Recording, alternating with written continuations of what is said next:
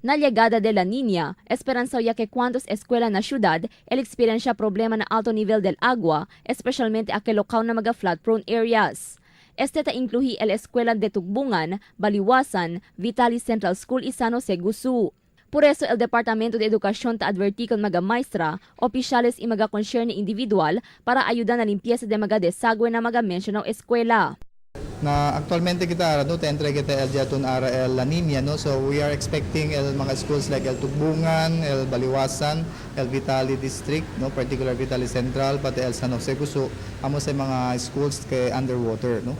So siguro el mga school heads sabi kita sa they're already starting el mga prevention no, kalimpya sila mga canals and other mga possibilities na kay pwede man clog el mga agua during rainy seasons. Además, fuera na avenida, vulnerable también el cuantos escuela na mga landslide o timpag del Chera. Este ta incluye el Limpapa National High School, Escuela na Patalon, Lima Elementary School, Salum Elementary School y Luyahan Elementary School. Según el Departamento de Educación, ya conducía sila entreno de diferentes mga opisyal de la eskwela en preparasyon na mga kalamidad. Prior to this, sa mga identified kita mga hazards, sino kita yung train niya ko ng mga school heads.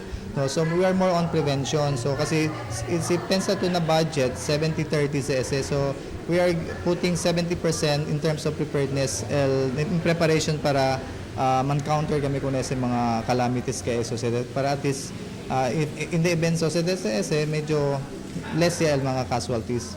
En tal caso, según experiencia aguacero y mga timpag de Chera el cuantos mga eskwela, china según que suspende el klase na mga estudyante. Aunque tali el un executive order, te estipula que debe el alcalde amo el quien declara suspensión del clase, pero si tamiraya el principal el situación de la escuela, debe suspende una el clase haber asegura con el mga estudyante. Crisel Almonía, Dateline Zamboanga.